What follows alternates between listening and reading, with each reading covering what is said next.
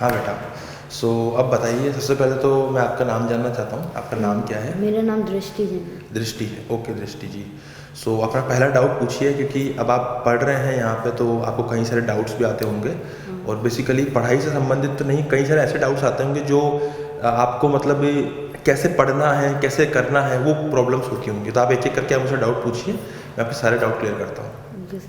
Sir वो practice कैसे करनी चाहिए क्वेश्चंस की, मतलब जो पढ़ लिया है उसको ना भूलें, उसका मतलब नंबर ऑफ क्वेश्चंस रिपीट होते हैं तो उनके आंसर याद हो जाते हैं, तो आंसर तो याद नहीं करना, बिल्कुल। पैटर्न होना चाहिए कि मतलब ये सॉल्व कैसे हुआ, क्यों हुआ, तो वो कैसे कौन से नंबर ऑफ क्वेश्चंस लगाऊं, मतलब किधर से लगाऊं जिससे वो हो मेरे को। चलिए मैं आपको एक बहुत सिंपल सा एग्जांपल देता हूँ। पिछले जो 5-6 महीने से मैं अकेडमी में जो टाइम बिता रहा हूँ ना, उससे मैंने एक चीज़ ऑब्जर्व करी है। Not in the plus category और आइकॉनिक कैटेगरी, जो स्पेशल पे बच्चे आते हैं और जो यूट्यूब पे बच्चे पढ़ रहे होते हैं, जो मैंने फील किया है, जो देखा है ना, तो बच्चे जनरली क्या करते हैं, जो मैंने देखा है, मैं आपको अपनी ऑब्जर्वेशन बता रहा हूँ। मैं उनको PYQs करवाता हूँ एंड वहाँ पे एक टाइमर का ऑप्शन आता है, ठीक है। तो जब हम पोल देते हैं ना, तो 1 से 1.5 सेकेंड के अंदर, 1 सेकंड क्या होता है, टक, 1 सेकंड खत्म, ठीक है। 1 सेकंड में वो आंसर टिक कर देते हैं। आई थिंक कि किसी एक क्वेश्चन को 1 सेकंड में पढ़ना भी पॉसिबल नहीं है। नॉट इवन क्वेश्चन, एक लाइन भी नहीं पढ़ सकते हम 1 सेकंड में, पर 1 सेकंड में आंसर टिक कर देते हैं। बिकॉज रिपीट किए काफ़ी टाइम तो याद हो गया, उनको याद हो गया आंसर। अच्छा, उससे उनकी फर्स्ट रैंक आ जाती है, कहाँ पे, लीडर बोर्ड में या फिर पोल में। तो उनको इससे गर्व फील होता है। But what they are actually doing is कि वो अपने आप को बेवकूफ़ बना रहे हैं, ठीक है। वो बार बार वही क्वेश्चन कर रहे हैं, उनको 1 या 2 सेकंड में खत्म कर रहे हैं, और फिर उसके बाद सोचते हैं कि हम लोग बहुत महान हो चुके हैं, हमने बहुत ज़्यादा अच्छा कर लिया है। अब मैं आपको ये बात इसलिए बता रहा हूँ कि this is not the way of practice. तो आपको ये तो नहीं करना, ये पक्का हो गया, ठीक है। अब हम आपको PYQ करवाते ही क्यों है? जब आपको आंसर याद है तो हम PYQ करवाते हैं, पैटर्न समझ आए किस तरीके से आता है। एग्जैक्टली मतलब हम आपको PYQ इसलिए करवाते हैं, आप क्वेश्चन को पढ़ो, आपको क्वेश्चन का आंसर याद होगा। अभी जैसे आप मेरे से बोलो, तो मेरे को आज 10 साल हो गए कोटा में पढ़ाते हुए। आप कोटा की किसी शीट को उठा के बोलोगे ना, जैसे ये आपकी समथिंग शीट है, ये समथिंग कोचिंग की शीट है, मुझे उसके पेज नंबर कौन सा आंसर है या कौन सा क्वेश्चन है, मुझे वो भी याद है। बट इट डजेंट मीन कि जब मैं क्वेश्चन को बच्चों को करवा रहा होता हूँ तो मैं सीधा बोलूँ कि इसका आंसर B वाला है, चल आगे बढ़, ऐसा नहीं बोल सकते ना। मुझे बस समझाना पड़ता है कि कैसे आया। तो वो जो कॉन्सेप्ट है ना, कॉन्सेप्ट समझना हमारा मेन कंसर्न है। समझ में आई मेरी बात? अब आपने कहा कि सर मैं प्रैक्टिस कैसे करूं, तो आपको ये समझ में आएगा कि आपको क्या नहीं करना। अब हम ये डिस्कस करते हैं कि आपको एग्जैक्टली क्या करना है। देखिए, आप है ना 1 दिन का टाइम चूज कीजिए। मैं आपको फिक्स पैटर्न बता रहा हूँ, और यही शायद कोटा की पढ़ाई का सबसे बड़ा सीक्रेट भी है। आप क्या कीजिए, एक मतलब fix number of time slot choose कीजिए। लेट सपोज कि आपने फिजिक्स के लिए 1 आवर सेलेक्ट कर लिया। इन दैट 1 आवर आपको 20 क्वेश्चन सेलेक्ट करने हैं, 20 क्वेश्चन। 1 घंटे में तो काफ़ी कम हो पाते हैं। चलो आप 2 घंटे का मान लीजिए, आपको 2 घंटे में 20 क्वेश्चन सेलेक्ट करने हैं, एकदम नए, जो आपने देखे नहीं, चाहे DPPs हो, चाहे वो HC वर्मा के क्वेश्चन हो, चाहे वो कोई प्रैक्टिस बुक आप ले आए हो, ठीक है। आपको उतने लेके चलना है। उसके बाद आपको क्या करना है, क्वेश्चन को सोल्व करना है। नाउ अब बात आती है कि आप एवरेज स्टूडेंट हो कि आप बहुत ही तोड़ स्टूडेंट हो, ठीक है। बहुत तोड़ वाले बहुत रेयरली ऐसे सवाल पूछते हैं ना, क्योंकि वो लोग बचपन से पढ़ते आ रहे हैं, उनका एक अलग पैटर्न होता है। मैं उनकी बात नहीं कर रहा हूँ, I am just talking about the average student, है ना। एवरेज मतलब जो पढ़ना चाहते हैं, पढ़ते हैं, मेहनत करते हैं, बट प्रॉब्लम्स फेस करते हैं। जब आपने 20 क्वेश्चन उठाए ना, होगा क्या कि आपकी एक्सपेक्टेशंस होगी कि आपके जो डाउट आएंगे ना, या आपके जो जिससे नहीं होंगे उनका आप पूछ लोगे और बाकी आप कर दोगे। बट होता क्या है कि 20 में से आपसे एक भी नहीं हो रहा होता। This is the reality. हाँ, मान लीजिए कि आपको थोड़ा बहुत आता है, 2-3 हो गए, but after doing solving the 2 to 3 questions and आपके जब एक भी नहीं हो रहा होता तो आप अजीब से डिप्रेशन में चले जाते हो, है ना। फिर करने का मन भी नहीं फिर करने का मन नहीं करता। तो कहानी ये थी कि मैं 20 करने थे, बट रियलिटी क्या होती है कि हम शुरू के 5 करते हैं और एक भी नहीं होता। 5 हटाओ, हमसे पहला ही नहीं होता, दूसरा नहीं होता, तीसरा हमारी इच्छा नहीं करती, चौथे तक हम कर ही नहीं पाते, 5वां तो फिर बंद ही हो जाती है। हाँ, इसका मतलब हमने बुक बंद कर दी।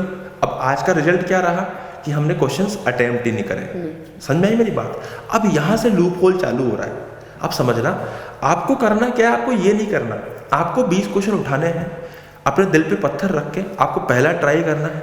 आपसे होता है तो ठीक है, नहीं होता तो उस पर गोला मारिए। समझ में आई मेरी बात? फिर आप 10 सेकंड उठाइए, आपसे होता है तो ठीक है, नहीं होता तो गोला मारिए। sir. ऐसे करते करते आपको दिल पे पत्थर रख के, क्योंकि मुझे पता है उसमें बहुत दर्द होएगा, है ना, उस समय इमोशनल पेन बहुत ज्यादा होएगा कि ऐसे मन होता है बंद कर दो, अभी नहीं हो रहा तो फिर मैं इसीलिए कह रहा कि दिल पे पत्थर रख के, मतलब आपको इमोशनल पेन को झेलते हुए वो 20 क्वेश्चंस अटेम्प्ट करने हैं।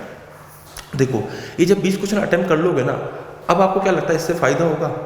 हाँ होगा। कल सर अगर डिस्कस करेंगे तो मैं बता पाऊंगी कि किधर गलत किया। अब मैं कह रहा हूँ सर से भी डिस्कस मत करो आप, वो तो कर लेना मतलब, लेकिन अभी आपको क्या करना है, वो जो 20 क्वेश्चन है ना, उन 20 क्वेश्चंस में अपने थॉट्स दो।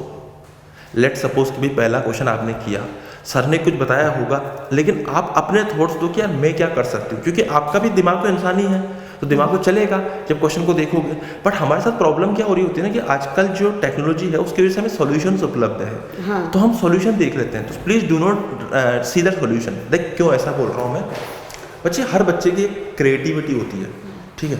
जब हम किसी क्वेश्चन को उठाते हैं ना, तो हम उस क्वेश्चन को अपने दिमाग और अपनी क्रिएटिविटी से सोचते हैं। बट लेट सपोज होता क्या है कि जब हम सॉल्यूशंस देख लेते हैं तो सामने वाले ने अपनी क्रिएटिविटी से या अपना सॉल्यूशन दे दिया होगा, वो एक ही पैटर्न का, हम बस चुपचाप उसको फॉलो कर लेते हैं और अपन ने जितने भी सोचे सब कुछ खत्म कर देते हैं। खराब है ना ये दिमाग के लिए? बहुत खराब है।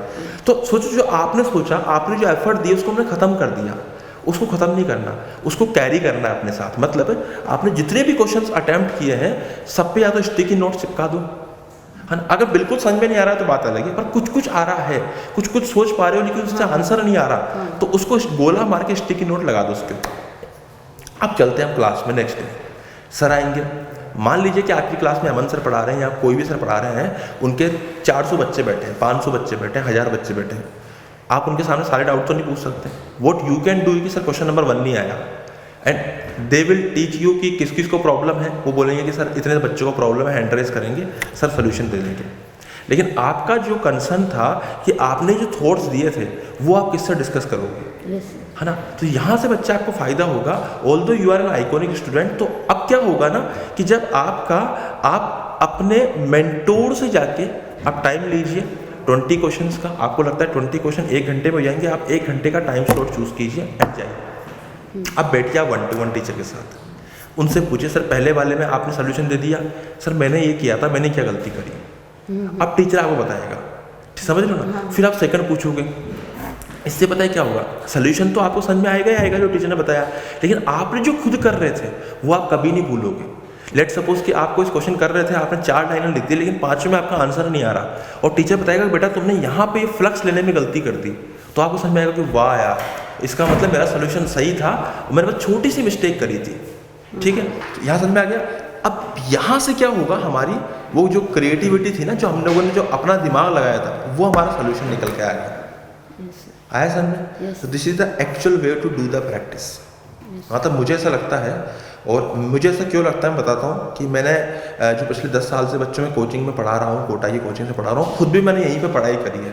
सो बीइंग ए मतलब student of Kota coaching and being a teacher of Kota coaching, मैं आपको बता देता हूँ कोटा का सबसे बड़ा सीक्रेट यही है। बच्चे यहाँ पे जो रैंक लाते हैं ना, वो वही होते हैं जो घर जाके क्वेश्चन अटेम्प्ट करते हैं, नेक्स्ट डे डिस्कशंस में पार्ट लेते हैं। यहाँ पे 1.5-2 घंटे की जो क्लास होती है उसमें 50% टाइम डिस्कशंस में जाता है, और ये चीज़ आपने कोटा के टीचर के साथ फील भी करी होगी, है ना, क्योंकि discussions is the most important thing. So मेरे ख्याल से अभी आपका ये डाउट क्लियर हुआ होगा कि कैसे प्रैक्टिस करनी है। ठीक है, और आप इसी पैटर्न को फॉलो कीजिएगा। मैं आपको 100% कह रहा हूँ, अब जो आपको सोल्यूशन टीचर देगा ना, जब आपके सोल्यूशन के साथ जो मिक्स होकर आएगा उसको आप कभी नहीं भूलोगे। और हमारा मेन मकसद क्या है, आंसर याद रखना है, सोल्यूशन याद रखना है, आंसर समझना कैसे आया, कॉन्सेप्ट समझना, मैंने कहाँ गलती की, बिल्कुल एग्जैक्टली। आपको कॉन्सेप्ट समझ में आ गया। देखो कोई और सोल्यूशन देता है ना, उसको हम क्या करते हैं ना कि देख लेते हैं, फिर उसको कॉपी में भी लिख लो तो भी भूल जाते हैं, तो भी भूल जाते हैं। मैंने क्या गलत किया, फिर देखना पड़ता है कहाँ पे गलती की थी। और क्योंकि वो हमारा है ही नहीं, वो किसी और का है, तो हम नहीं कर पा रहे हो तो ना उसको। जैसे मैं आपको बोलूँ कि भाई आप एक काम करो, एक कहानी लिखो, और आप कहानी लिखोगे तो मेरे ख्याल से वो कहानी ज़्यादा आपको याद रहेगी, रेदर देन कि आप किसी और से सुनो, वो भी अजीब सी लैंग्वेज में, तो फिर आपको वो कम याद रहेगी। ये सेम चीज़ है कि जो चीज़ हम खुद करते हैं ना, वो हमें हमेशा के लिए याद हो जाती है। ओके, सो मेरे ख्याल से आपका ये क्वेश्चन डन हुआ। Yes sir.